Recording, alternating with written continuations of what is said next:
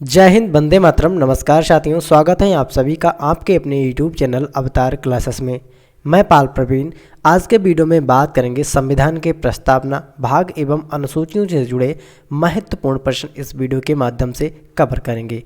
आज का पार्ट 3 है और इससे पहले के 2 पार्ट हम अपलोड कर चुके हैं। अगर आप लोगों ने वो नहीं देखे हैं तो प्लीज़ आप लोग उन पार्ट को ज़रूर देखिएगा। और ये वीडियो आपके एग्ज़ाम के लिए बहुत ही इंपॉर्टेंट होने वाला है। आप किसी भी कॉम्पिटिटिव एग्ज़ाम की तैयारी करते हैं तो आप सभी लोग वीडियो को शेयर करिए, लाइक करिए और नीचे दिए गए लाल बटन को दबाकर चैनल को भी सब्सक्राइब करिए। तो आइए शुरुआत करते हैं आज की शानदार क्लास के साथ। संविधान की प्रस्तावना भाग एवं अनुसूचियों का ये टॉपिक आपके किसी भी एग्ज़ाम के लिए बहुत ही इम्पोर्टेंट है। तो आज का पहला प्रश्न है, निम्न में से किसे संविधान की आत्मा के रूप में परिभाषित किया गया है? संविधान की आत्मा के रूप में किसको परिभाषित किया गया है आपको बताना है। मूल अधिकार, मूल कर्तव्य, राज्य के नीति निर्देशक तत्व या फिर प्रस्तावना। संविधान की बात हुई तो संविधान से जुड़े इंपॉर्टेंट पॉइंट समझ लेते हैं। अनुच्छेदों की बात करें तो 395 संविधान में अनुच्छेद हैं। अनुसूची की अगर मित्रों हम बात करें तो वर्तमान में 12 अनुसूचियां हैं, लेकिन जब संविधान बनकर तैयार हुआ था तो उस समय अनुसूचियों की संख्या 8 थी। और संविधान में भागों की अगर बात करें, कुल भाग कितने संविधान में 22 है। संविधान को लागू कब किया गया था तो 26 जनवरी सन 1950 को संविधान को लागू किया गया था, लेकिन संविधान बनकर तैयार हुआ था 26 नवंबर, ठीक है, 26 नवंबर सन 1949 को संविधान बनकर तैयार हो गया था। और इसके लगभग 15 भाग उसी दिन लागू कर दिए गए थे। 15 अनुच्छेद उसी दिन 26 नवंबर सन 1949 को संविधान बनकर तैयार हुआ था, उसी दिन 15 अनुच्छेदों को लागू कर दिया गया था। लेकिन पूर्ण रूप से कब लागू हुआ था? पूर्ण रूप से लागू हुआ था 26 जनवरी सन 1950 को। और इसके राइट आंसर की बात करें तो ऑप्शन नंबर इसका जो द है प्रस्तावना, ठीक है। संविधान की आत्मा के रूप में किसको परिभाषित किया है? जो प्रस्तावना है संविधान की, इसको संविधान की आत्मा कहा गया है। यह टॉपिक आपके एग्जाम के लिए बहुत ही महत्वपूर्ण होने वाला है। आप सभी लोग वीडियो को शेयर करें। अगला ऑप्शन है, संविधान निर्माताओं के दर्शन और आदर्श संविधान में हम कहाँ देख सकते हैं? संविधान निर्माताओं के दर्शन और आदर्श संविधान में हम कहाँ देख सकते हैं? जिन लोगों ने संविधान को निर्मित किया या बनाया, उनके दर्शन और उनके आदर्श संविधान में हम कहाँ पर देख सकते हैं? तो राइट आंसर हो जाता है ऑप्शन नंबर जो इसका सा है, प्रस्तावना में हमको देखने को मिलते हैं, ठीक है। संविधान निर्माताओं के दर्शन और उनके आदर्श जो हैं वह हमको प्रस्तावना में देखने को मिलते हैं। जिन लोगों ने अभी तक हमारे यूट्यूब चैनल को सब्सक्राइब नहीं किया है तो नीचे दिए गए लाल बटन को दबाकर चैनल को सब्सक्राइब कर लें। अगला ऑप्शन है, लोकप्रिय संप्रभु सत्ता क्या है? इंपॉर्टेंट पॉइंट है, लोकप्रिय प्रभुत्ता, ठीक है। प्रभु सत्ता क्या है? आप सभी लोग बता दीजिएगा। प्रभु सत्ता, जनता के प्रभुत्व, जनता के प्रतिनिधित्व का प्रभुत्व, न्यायपालिका का प्रभुत्व या फिर विधायिका का प्रभुत्व। राइट आंसर है इसका ऑप्शन नंबर बाज है, जनता के प्रतिनिधि का प्रतिभुत्व, ठीक है। जनता के प्रतिनिधि का प्रतिभुत्व आपने याद रखना है, इंपॉर्टेंट पॉइंट है। इस तरह के प्रश्न एग्जाम में देखने को मिलते हैं तो सभी प्रश्न बहुत ही इंपॉर्टेंट हैं। वह प्रथम देश कौन सा है जिसने प्रस्तावना को संविधान में लिखित रूप में शामिल किया है? ठीक है, वह कौन सा देश है जिसने प्रस्तावना को संविधान में लिखित रूप में शामिल किया है? तो लिखित रूप में किसने शामिल किया है? ऑप्शन नंबर ए इसका राइट आंसर है, अमेरिका ने। अमेरिका ने प्रस्तावना को लिखित रूप में शामिल किया है, आपने याद रखना है, बहुत ही इंपॉर्टेंट पॉइंट है। अगला ऑप्शन है, भारतीय लोकतंत्र के आदर्श को हम संविधान में कहाँ देख सकते हैं? भारतीय लोकतंत्र के आदर्शों को हम संविधान में कहाँ पर देख सकते हैं? सभी लोग बताइएगा। प्रस्तावना, भाग 3, भाग 4 या फिर भाग 1 में। तो लोकतंत्र के आदर्शों को हम संविधान में जो देख सकते हैं, ऑप्शन नंबर आ जो है इसका प्रस्तावना के अंदर हमको देखने को मिलते हैं। कहाँ पर? प्रस्तावना के अंदर। सभी लोग वीडियो को शेयर कर देंगे, लाइक करेंगे और नीचे दिए गए लाल बटन को चैनल को सब्सक्राइब भी करेंगे, ठीक है। और इस वीडियो के माध्यम से 80 महत्वपूर्ण एमसीक्यू कवर करेंगे जो आपके किसी भी एग्जाम के लिए बहुत ही महत्वपूर्ण होने वाले हैं। अगला ऑप्शन है, हमारे संविधान की प्रस्तावना में इनमें से किसका उल्लेख नहीं किया गया? आप सभी लोगों को बताना है कि संविधान की प्रस्तावना में इनमें से किसका उल्लेख नहीं किया गया है? न्याय, बंधुता, प्रतिष्ठा की समानता या फिर वयस्क मताधिकार। तो यहाँ पर किसका उल्लेख नहीं किया गया है प्रस्तावना में, आपको बताना है। संविधान की प्रस्तावना में किसका उल्लेख नहीं किया गया है? तो राइट आंसर है इसका सभी लोग बार वीडियो को शेयर कर देंगे। वयस्क मताधिकार ऑप्शन नंबर जो दा है इसका प्रयोग नहीं किया गया है। वयस्क मताधिकार, बाकी न्याय, बंधुता और प्रतिष्ठा की समानता तीनों शब्दों का प्रयोग संविधान में किया गया है। संविधान के लागू होने के समय निम्नलिखित में कौन सा प्रस्तावना में शामिल नहीं था? जब संविधान को लागू किया गया था तो उस समय कौन सा शब्द कह सकते हैं संविधान में प्रस्तावना में शामिल नहीं था? तो स्वतंत्रता, सामान्यता, समाजवादी या फिर न्याय। बहुत ही इंपॉर्टेंट पॉइंट है, आप सभी लोग इनको नोट करेगा क्योंकि संविधान में प्रस्तावना में संशोधन हुआ था और संशोधन के तहत इन शब्दों को जोड़ा गया था। ठीक है, सबसे पहले बात करें इसमें कौन सा शब्द शामिल नहीं था, तो यहाँ पर आपका हो जाता है मित्रों, कौन सा आपका हो जाता है यहाँ पर समाजवादी। ठीक है, ऑप्शन नंबर इसका सा राइट आंसर है। समाजवादी शब्द नहीं था लेकिन इसको संशोधन करके बाद में जोड़ा गया है। अगला ऑप्शन है संविधान में उल्लेख हम भारत के लोगों का क्या आशय, प्रस्तावना में उल्लेख हम भारत के लोगों का क्या आशय है। तो प्रस्तावना में आप जब शुरू से प्रस्तावना पढ़ते हैं तो उसमें लिखा होता है हम भारत के लोग, इसका क्या आशय? भारत की सरकार, उच्च न्यायालय, भारतीय संसद या फिर भारत के लोग। राइट आंसर हो जाता है इसका ऑप्शन नंबर जो दा है भारत के लोग। क्या होता है? हम भारत के लोग, इसका राइट आंसर हो जाता है। भारतीय संविधान के प्रस्तावना में उल्लेखित बंधुता का क्या अर्थ है?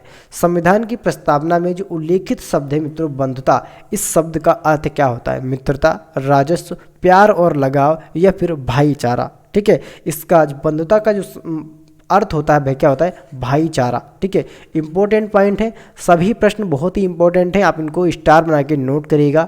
ठीक है, क्योंकि आप किसी भी कॉम्पिटिटिव एग्जाम की तैयारी करते हैं यहाँ से आपके 2 से 3 क्वेश्चन पक्का फंसेंगे।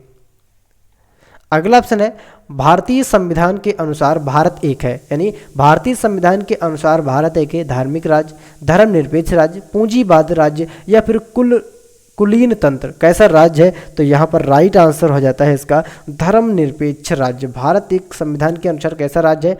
भारत एक संविधान के अनुसार धर्मनिरपेक्ष राज्य है, अपने याद रखना है। इंपॉर्टेंट पॉइंट है, सभी लोग चैनल को भी सब्सक्राइब कर लेंगे। ये अपने चैनल का जो है लोगो है आपको नीचे दिख रहा होगा, उस पर क्लिक कीजिए और नीचे दिए गए लाल बटन को दबाकर चैनल को भी सब्सक्राइब कर लीजिए। भारतीय संविधान द्वारा भारत को धर्मनिरपेक्ष घोषित किए जाने का अर्थ क्या है? बहुत ही इंपॉर्टेंट पॉइंट है, ये शब्द जो होते हैं मित्रों धर्मनिरपेक्ष, बंधुता, ठीक है, समाजवाद, ये पॉइंट बहुत ही इंपॉर्टेंट है क्योंकि इनको संशोधन करने के बाद ऐड किया गया था। तो यहाँ से क्वेश्चन बनता है भारतीय संविधान द्वारा भारत को धर्मनिरपेक्ष घोषित किए जाने का अर्थ क्या होता है? तो धर्मनिरपेक्ष घोषित किए जाने का अर्थ क्या होता है? ऑप्शन नंबर इसका सा वाला राइट है। धर्म नागरिक का व्यक्तिगत मामला है, राज्य इसमें किसी भी प्रकार से भेदभाव नहीं करेगा।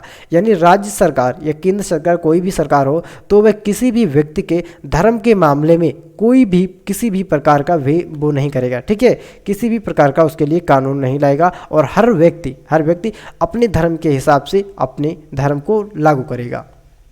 अगला ऑप्शन है भारत के संविधान की प्रस्तावना में कितनी बार संशोधन किया गया?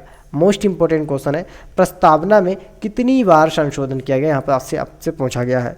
तो प्रस्तावना में संशोधन की बात करें तो प्रस्तावना में संशोधन कितनी बार किया गया है आप सभी लोग बता दीजिएगा। राइट आंसर इसका ऑप्शन नंबर सा 1 बार। केवल प्रस्तावना में 1 बार ही संशोधन किया गया है। ठीक है, आपने इसको याद रखना, 1 बार संशोधन किया गया है।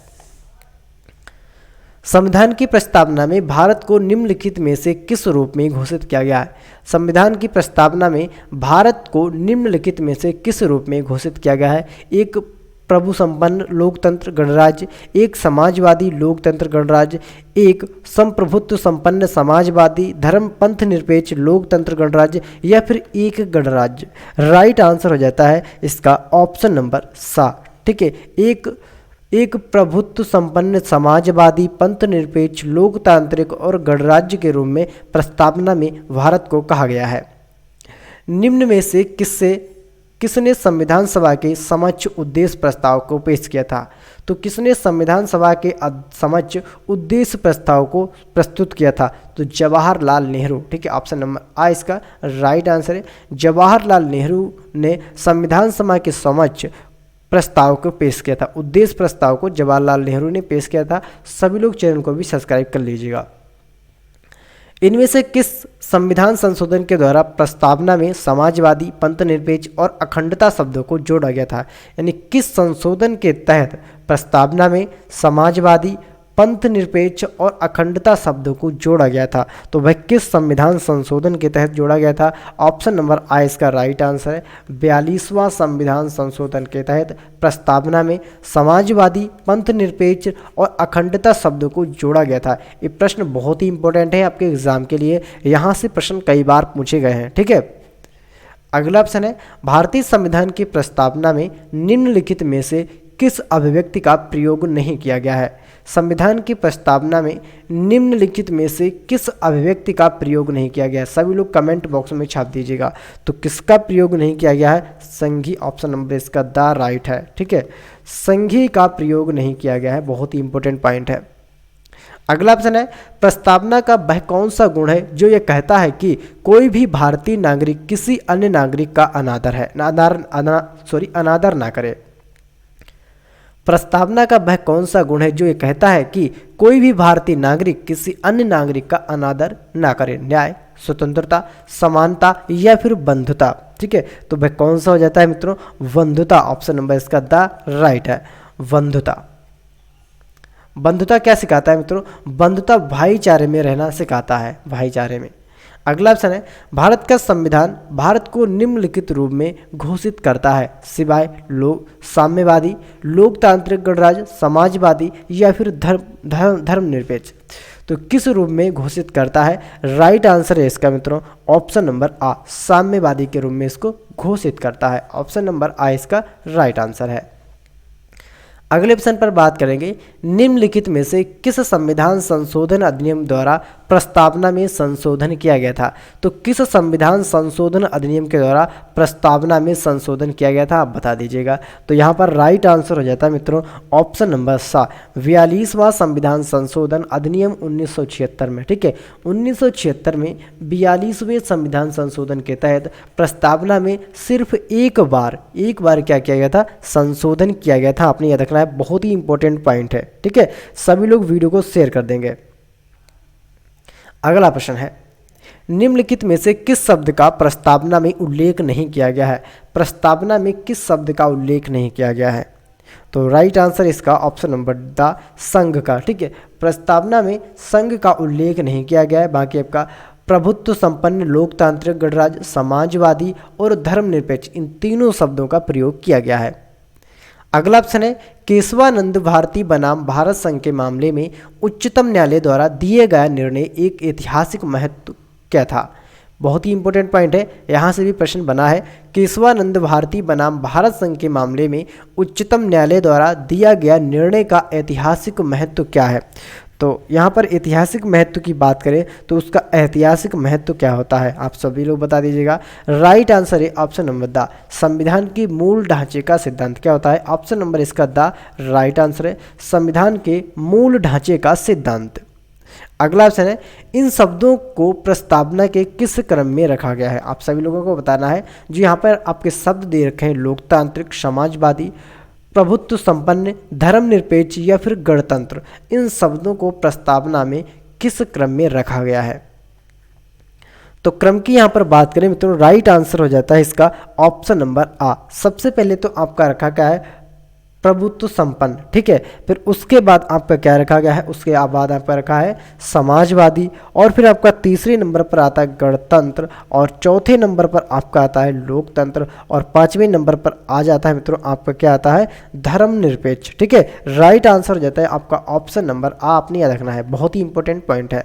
जिन लोगों ने वीडियो को शेयर नहीं किया तो प्लीज़ आप सभी लोग वीडियो को भी शेयर कर दें। अगला ऑप्शन है निम्न में कौन धर्मनिरपेक्ष राज्य का उदाहरण है? इसमें आपको बताना है कि कौन धर्मनिरपेक्ष राज्य का उदाहरण है। राज्य का अपना कोई धर्म नहीं होगा, अधार्मिक, धर्म के विरुद्ध, लोगों के धार्मिक भावनाओं को ध्यान में रखता है। तो राइट आंसर हो जाता है इसका, सभी लोग एक बार कमेंट बॉक्स में छाप देंगे, राज्य अपना कोई धर्म नहीं होगा। यानी राज्य का अपना कोई धर्म नहीं होगा, राज्य का कोई भी धर्म नहीं होगा। राज्य जो है सभी के साथ एक समान से व्यवहार करेगा, चाहे हिंदू हो चाहे फिर मुस्लिम। भारत एक गणतंत्र है, क्यों? ये एक लोकतांत्रिक देश है, ये संसदीय लोकतांत्रिक देश है। निश्चित समय के लिए राज्य का अध्यक्ष निर्वाचित होता है। ऑप्शन डी है उपरोक्त तो सभी। भारत एक गणतंत्र है क्योंकि, ठीक है, राइट आंसर हो जाएगा ऑप्शन नंबर सी, निश्चित समय के लिए राज्य का अध्यक्ष निर्वाचित होता है। अगर अध्यक्ष की बात करें, जैसे प्रधानमंत्री हो गए, राष्ट्रपति हो गए, ठीक है, तो एक निश्चित समय के लिए 5 वर्ष के लिए चुनाव होता है, सिर्फ 5 वर्ष के लिए रहेंगे और उसके बाद नया चुना जाएगा कोई भी प्रधानमंत्री या राष्ट्रपति। भारतीय संविधान केवल सरकार के लोकतांत्रिक रूप की कल्पना नहीं करता बल्कि एक लोकतांत्रिक समाज की भी कल्पना करता है, क्योंकि यह किसकी विचारधारा से ओतप्रोत है। तो ये किसकी विचारधारा से ओतप्रोत है, आपको बताना है। न्याय, स्वतंत्रता, सामान्यता या फिर बंधुता। ठीक है, बहुत ही इंपॉर्टेंट पॉइंट है। राइट आंसर है इसका ऑप्शन नंबर द 1 2 3 4, यानी न्याय, स्वतंत्रता, सामान्यता और बंधुता, चारों शब्दों से मित्रों क्या है, ये ओतप्रोत है, आपने याद रखना है, बहुत ही इंपॉर्टेंट पॉइंट है। अगले ऑप्शन पर बात करें, उदारवाद का प्रतीक है। जो उदारवाद होता है मित्रों, उदारवाद के प्रतीक की बात करें तो उदारवाद का प्रतीक क्या होता है। क्वेश्चन नंबर 26 है। राइट आंसर होता है इसका ऑप्शन नंबर सा, राजनीतिक आर्थिक पहलुओं पर सामाजिक स्वतंत्रता, ये उदारवाद का प्रतीक है। किसका मित्रों, उदारवाद का प्रतीक है, आपने याद रखना है, बहुत ही इंपॉर्टेंट पॉइंट है आपके एग्जाम के लिए। अगले ऑप्शन पर बात करें, इससे पहले मित्रों जिन लोगों ने अभी तक हमारे यूट्यूब चैनल अवतार क्लासेस को सब्सक्राइब नहीं किया है तो सभी लोग चैनल को भी सब्सक्राइब कर लीजिएगा। नीचे आपको एक लाल बटन दिख रहा होगा, उसको दबा करके चैनल को जरूर सब्सक्राइब कर लीजिए। ठीक है मित्रों, अगला ऑप्शन है, गणतंत्र में अंतिम शक्ति किसके पास होती है। गणतंत्र में अंतिम शक्ति किसके पास होती है। अंतिम शक्ति की बात करें तो अंतिम जो शक्ति होती है मित्रों वह जनता के पास होती है। ठीक है, गणतंत्र में अंतिम जो शक्ति है वह जनता के पास होती है। सामाजिक न्याय की अवधारणा को संविधान में कहाँ से व्यक्त किया गया।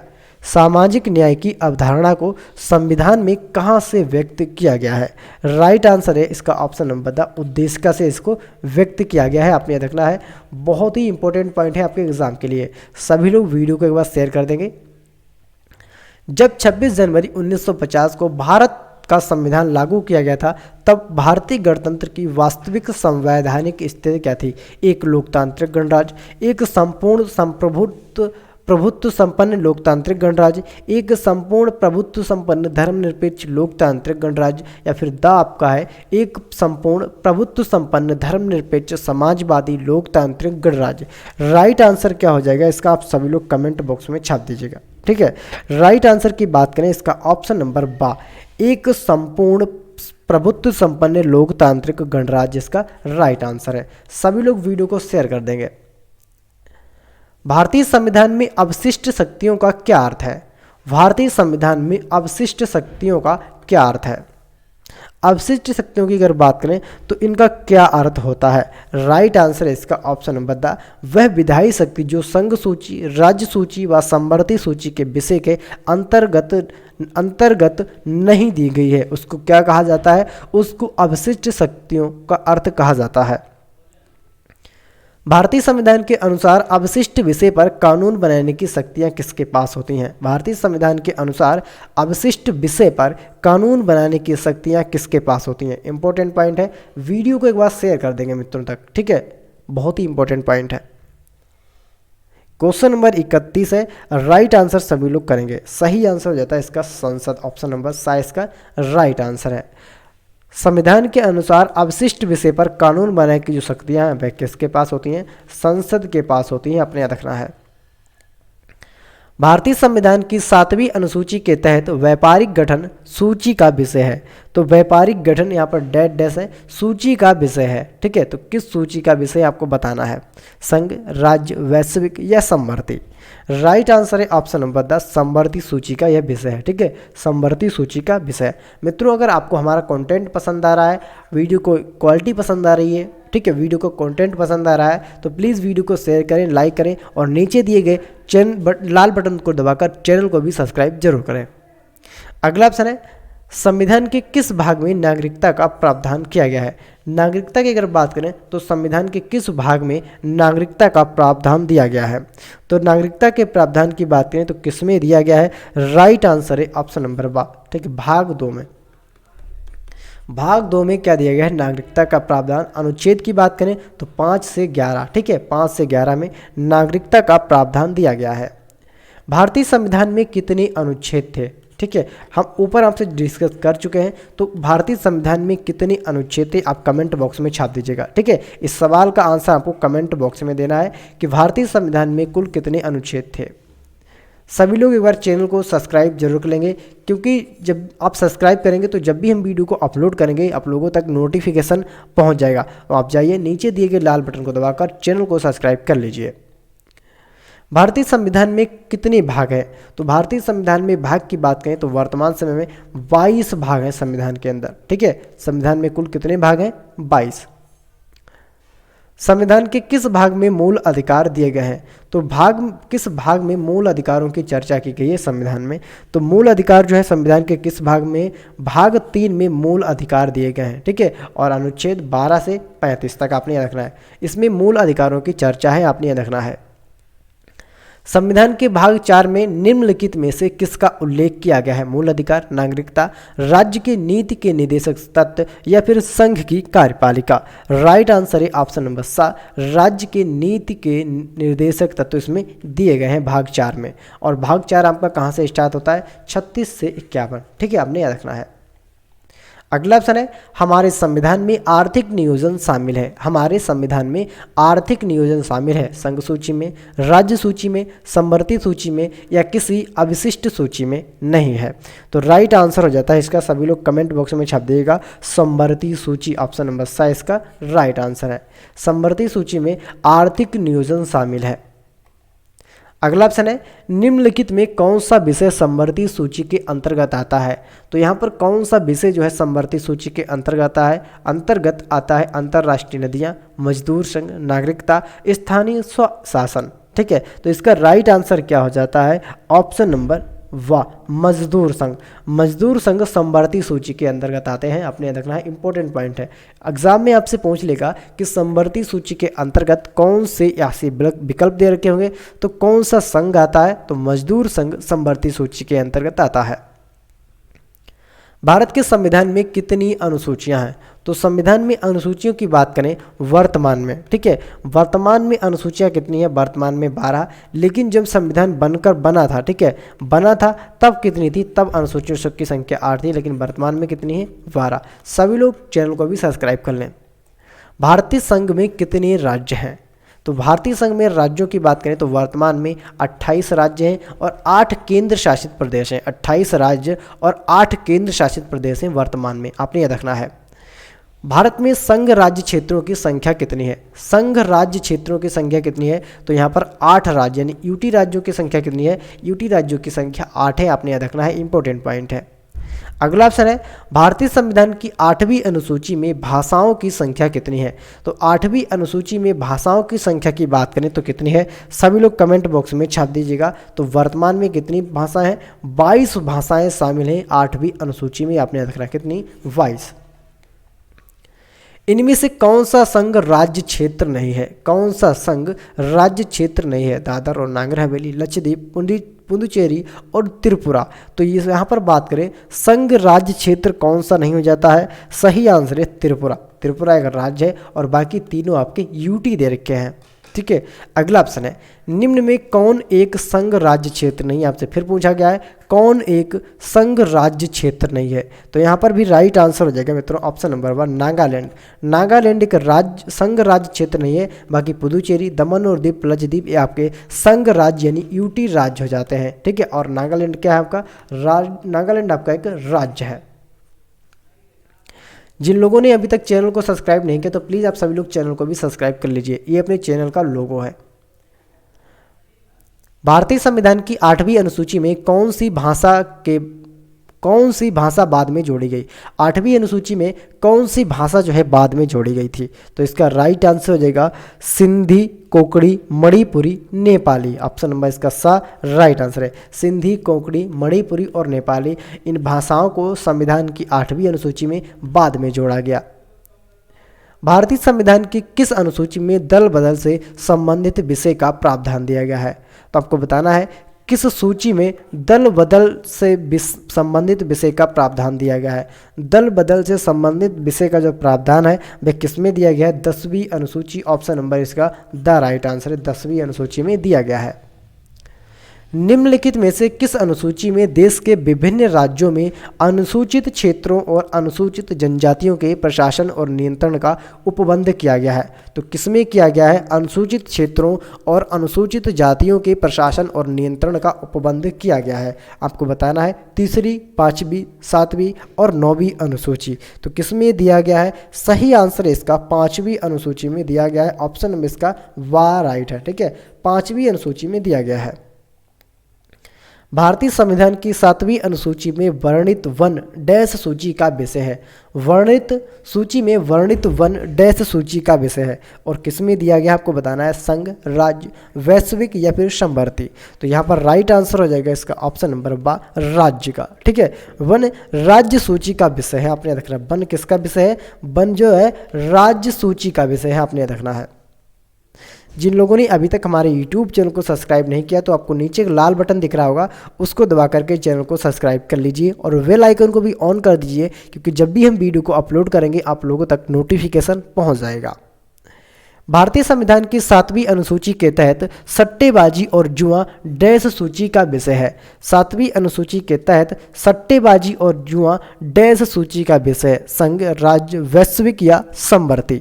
जुए की बात करें तो किसमें आता है मित्रों? जुआ आपका आता है राज्य में, ऑप्शन नंबर 22 का राइट आंसर है। ठीक है, यहाँ पर बात करें मित्रों क्वेश्चन नंबर 49 की। क्वेश्चन नंबर 49 का जो राइट आंसर होगा वह क्या है? क्वेश्चन नंबर 49 का राइट आंसर है समवर्ती सूची का। वन जो है मित्रों किसका है? समवर्ती सूची का विषय आपने रखना है। और इसके लिए सॉरी, यहाँ पर थोड़ा मिस्टेक हो गया, समवर्ती सूची का विषय क्या है? वन। अगला ऑप्शन है संविधान के सभी विधायी विषयों को 3 सूचियों संघ सूची, राज्य सूची और समवर्ती सूची में विभाजित किया गया है। कुछ विषयों का किसी भी सूची में उल्लेख नहीं किया गया है। इस पर कानून बनाने का अधिकार किसको है? तो इस पर कानून बनाने का अधिकार किसको है? जिनका कहीं भी उल्लेख नहीं किया गया है। तो यहाँ पर किसका हो जाता है? केवल संसद का। केवल संसद इस पर कानून बना सकती है, अन्यथा राज्य सरकार या केंद्र सरकार कोई भी इस पर कानून नहीं बना सकती। निम्नलिखित में कौन सा विषय समवर्ती सूची में शामिल है? तो यहाँ पर बात करें इसमें से कौन सा जो विषय है, व्यापार, संघ, कृषि और बाजार और मेले, ये सभी विषय दे रखे हैं। तो समवर्ती सूची के अंतर्गत कौन सा विषय शामिल है? राइट आंसर है इसका व्यापार संघ, ऑप्शन नंबर इसका आ राइट है। व्यापार संघ समवर्ती सूची का विषय है। संविधान की 8वीं अनुसूची में निम्नलिखित में कौन सी भाषा शामिल नहीं है? तो 8वीं अनुसूची में बात करें कौन सी भाषा शामिल नहीं है? ठीक है, तो यहाँ पर राइट आंसर हो जाता है अंग्रेजी। अंग्रेजी भाषा संविधान की 8वीं अनुसूची में शामिल नहीं है। सभी लोग एक बार चैनल को सब्सक्राइब कर लेंगे। भारतीय संविधान की 8वीं अनुसूची में निम्नलिखित में कौन सी भाषा शामिल नहीं है? तो 8वीं अनुसूची में कौन सी भाषा शामिल नहीं है आपको बताना है। तो यहाँ पर राइट आंसर करेंगे सभी लोग एकदम। राइट आंसर इसका सिख। सिख भाषा जो है 8वीं अनुसूची में शामिल नहीं है, बाकी कोंकणी, सिंधी और कन्नड़ ये तीनों भाषाएं 8वीं अनुसूची में शामिल है, सिख भाषा को छोड़कर। राज्यसभा में सीटों का आवंटन इनमें से किस अनुसूची के अंतर्गत किया गया है? राज्यसभा में सीटों का आवंटन इनमें से किस सूची के अंतर्गत किया गया है? बहुत ही इंपॉर्टेंट पॉइंट है आपके एग्जाम के लिए। सभी लोग वीडियो को भी एक बार शेयर कर देंगे।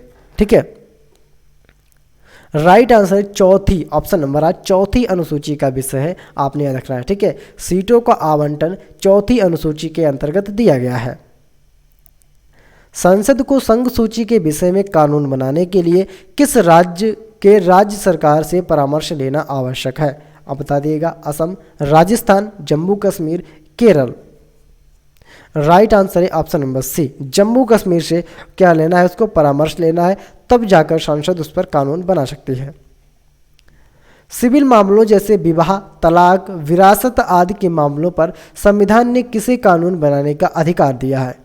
केंद्र को संविधान की संघ सूची के अंतर्गत, राज्य को संविधान की राज्य सूची के अंतर्गत, केंद्र और राज्य को संविधान की समवर्ती सूची के अंतर्गत, और द ऑप्शन है धार्मिक प्राधिकार और व्यक्तिगत मामलों से संबंधित। 57 का राइट आंसर है केंद्र और राज्य को संविधान की समवर्ती सूची के अंतर्गत। ऑप्शन नंबर इसका सा राइट है, केंद्र और राज्य को संविधान की समवर्ती सूची के अंतर्गत। अगला ऑप्शन है निम्नलिखित में से किस अनुसूची में असम, मेघालय, त्रिपुरा और मिजोरम के 4 पूर्वोत्तर राज्यों में जनजाति क्षेत्रों के प्रशासन का विशेष प्रावधान है। 4 राज्यों में है असम, मेघालय, त्रिपुरा और मिजोरम के 4 पूर्वोत्तर राज्यों में जनजाति क्षेत्रों के प्रशासन का विशेष प्रावधान दिया गया है। तो राइट आंसर हो जाता है इसका छठी अनुसूची। ऑप्शन नंबर इसका द राइट आंसर है, छठी अनुसूची में दिया गया है। भारतीय संविधान के किस अनुच्छेद में राज्यों के नाम और उनके क्षेत्रों का उल्लेख किया गया है? तो किस अनुसूची में राज्यों के नाम और उनके क्षेत्रों का उल्लेख किया गया है? सभी लोग कमेंट बॉक्स में छाप देंगे। तो दिया गया है प्रथम अनुसूची। ऑप्शन नंबर आ इसका right answer. Most important question है, स्टार बना लीजिएगा और दिए गए नीचे लाल बटन को दबाकर चैनल को भी सब्सक्राइब कर लीजिए। भारतीय संविधान की 7वीं अनुसूची में वर्णित पशुओं डैश सूची का विषय है से क्रूरता की रोकथाम है। क्रूरता की रोकथाम है, सूची का विषय है और से इसकी क्रूरता की रोकथाम है। आप सभी लोगों को बताना है, ठीक है। राइट आंसर है इसका प्रथम अनुसूची। ऑप्शन नंबर इसका राइट आंसर है। क्वेश्चन नंबर 60 का जो राइट आंसर हो जाएगा वह क्या होता है? समवर्ती सूची। ऑप्शन नंबर इसका द राइट आंसर, समवर्ती सूची। अगला ऑप्शन है संघ और समवर्ती सूची के विषयों पर कानून बनाने की शक्ति डैश में है। संघ सूची और समवर्ती सूची के विषयों पर कानून बनाने की शक्ति किसके पास है? तो यहाँ पर डैश है, डैश में है, ठीक है। बनाने की शक्ति डैश में है, तो किसके पास है? लोकसभा। ऑप्शन नंबर आ इसका राइट आंसर है। संघ सूची और समवर्ती सूची के विषय पर कानून बनाने की शक्ति किसके पास है? लोकसभा के पास है।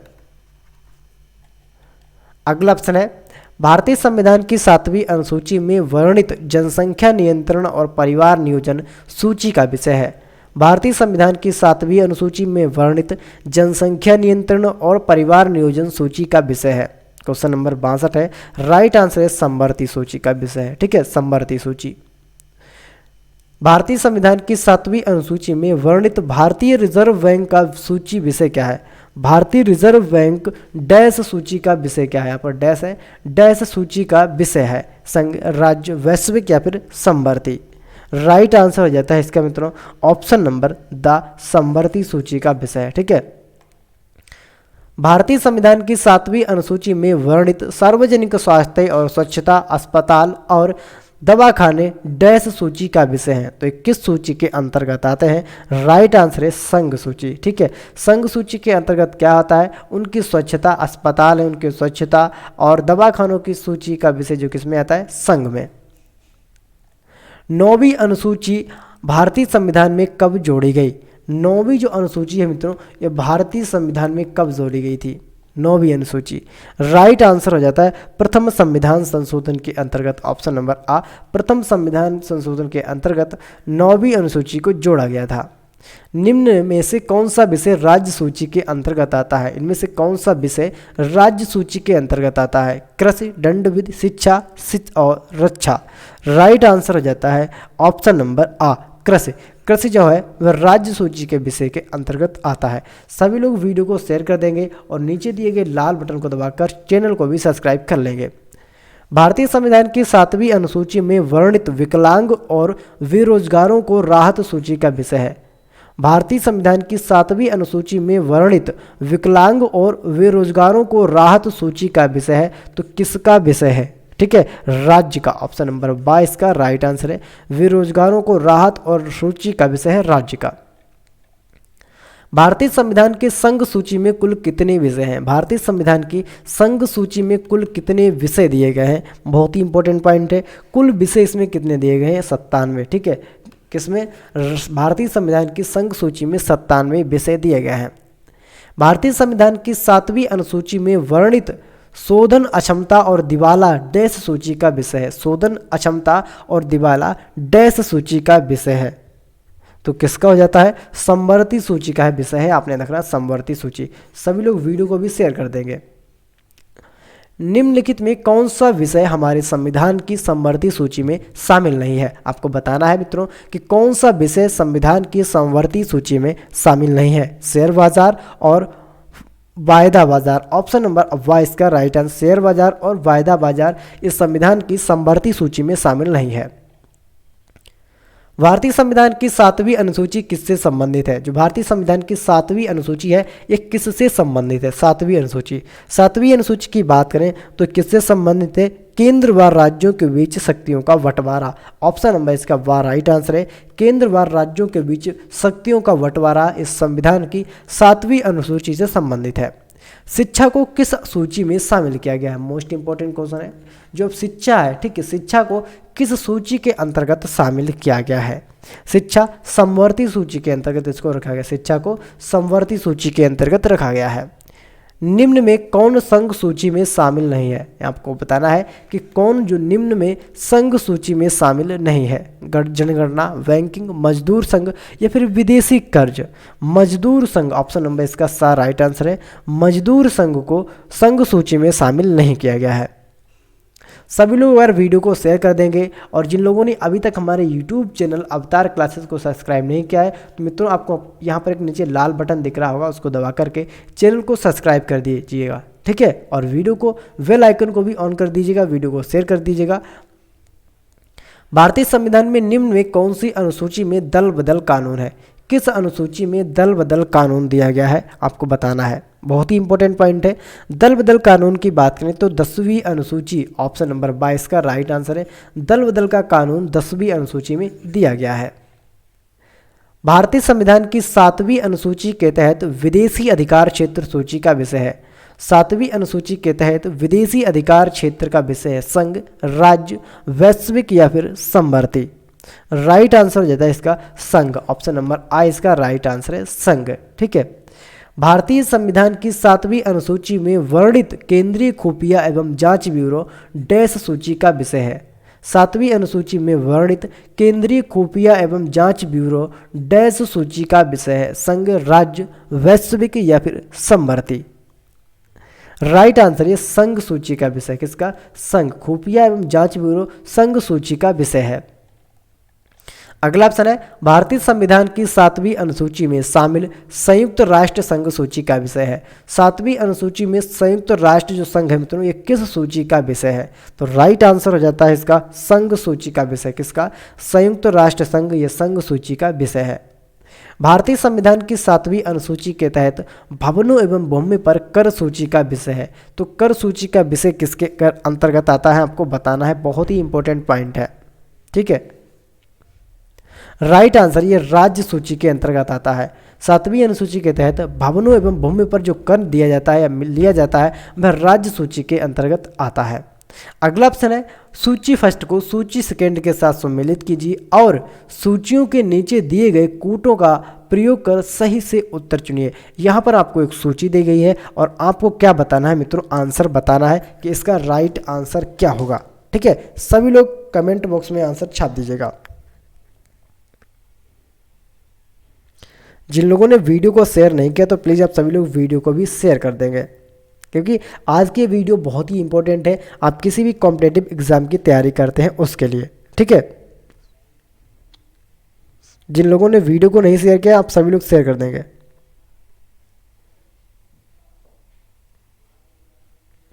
राइट आंसर हो जाएगा इसका मित्रों ऑप्शन नंबर आ, ठीक है। 1 2 3 4 क्या हो जाएगा, 1 2 3 4 इसका राइट आंसर है। आपने इसको बहुत अच्छे से याद रखना है। अगर बात करें संविधान में मूल कर्तव्य की तो किसमें मूल कर्तव्य 4 के काम है, ठीक है।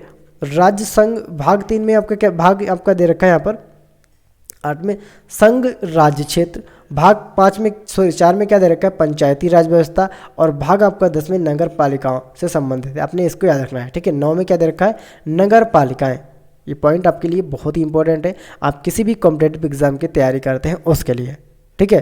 तो इसका राइट आंसर हो जाता है ऑप्शन नंबर ए 1 2 3 4। और सभी लोग वीडियो को शेयर कर देंगे। जिन लोगों ने वीडियो को नहीं शेयर किया है, चैनल को जिन लोगों ने सब्सक्राइब नहीं किया है तो प्लीज़ आपसे गुजारिश है नीचे दिए गए लाल बटन को दबाकर चैनल को भी सब्सक्राइब कर लीजिए, वीडियो को शेयर करिए, कमेंट करके हमको ज़रूर बताइएगा कि आपको हमारी वीडियो कैसे लगी। और मिलते हैं अगली फिर वीडियो में, तब तक के लिए जय हिंद, जय भारत।